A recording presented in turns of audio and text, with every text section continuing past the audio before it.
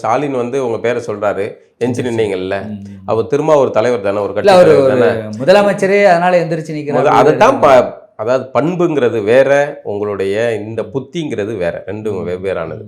உங்ககிட்ட நீங்க எவரா இருந்தாலும், எளியவர்களா இருந்தாலும், மரியாதை என்பது ஒருவருக்கு கொடுக்க வேண்டியது மரியாதை. அவர் கட்சி தலைவர், அவர் ஒரு கட்சி தலைவர். ஆனால் என்னன்னா, மக்கள் நல கூட்டணி வைக்கிறதுக்கு எங்களை தானே தேடி தேடி வந்து அலைஞ்சீங்க கம்யூனிஸ்டுகள், இவங்கெல்லாம் வந்தீங்க.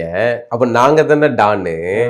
இன்னைக்கு நான் இப்போ வந்து நீங்க சொன்னோன்னே நாங்க வந்து நிக்கணுமா, எங்களை எந்திரிச்சு நிக்கணுமா அப்படின்னு இது ஒரு ஆதிக்க மனநிலை. அது அந்த அம்மாவிடம் அதிகமாகவே இருக்குது. அது பல பிரஸ் மீட்லாம் பார்த்துருப்பீங்க.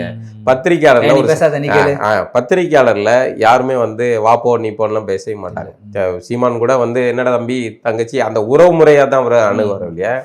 இந்த ஆதிக்க அதிகார தொனில நீ சுமார் நீ கேளு அந்த இதெல்லாம் வேற பண்ண மாட்டாங்க. ஆனால் அவர்களையே அப்படி பேசி டீல் பண்ணி அதனால கடுமையாக விமர்சனத்துக்குள்ளானவன் தான் அவர். கணவரும் அந்த மாதிரி தான், அவரும் அப்படி தான் இருப்பார். இந்த அம்மா கிட்ட இந்த பண்பு அதிகமாகவே இருக்கு. திருமாவளவன் அவர்கள் ஏன் வாண்டடா போய் அசிங்கப்படணும்? எதுக்கு இது? இந்த பேர் சொல்றாங்க, அமைச்சர் எந்திரிச்சு நிக்கிறாரு, எம்ஆர்கே எந்திரிச்சு நிக்கிறாரு, பேர் சொன்னோன்னா இவர் பேர் சொன்னா எம்ஆர்கே எந்திரிச்சு நிக்கிறாரு, அப்புறம் எல்லாருமே எந்திரிச்சு நிக்கிறாங்க. ஆனா இவங்க மட்டும் அந்த சேர்ல உட்காந்துட்டு ஒரு மாதிரி நம்ம ஒருத்தங்களை எந்திரிச்சு நில்லுங்கன்னு சொல்ல வேண்டியதில்லை. இது இயல்பாக வர வேண்டியது. ஏன்னா அதுதான் அது என்ஜிஓ எல்லா மக்களை பார்த்து கும்பிடுறதுங்கிறது. நீங்க வாகன பிரச்சாரத்தில் ஓட்டு கேட்கும் போதும் வந்து வாக்காளர்களை பார்த்து கும்பிட மாட்டீங்க. எதுக்கு இந்த அம்மாவை தேர்வு பண்ணி அனுப்பணும்? என்ன கேட்டால் இந்த தேர்தலில் யார் தோற்கடிக்கப்படுறாங்களோ இல்லையோ, தேமுதிக முழுமையாக தோற்கடிக்கப்படணும், காங்கிரஸ் தோற்கடிக்கப்படணும், திமுக தோற்கடிக்கப்படணும்.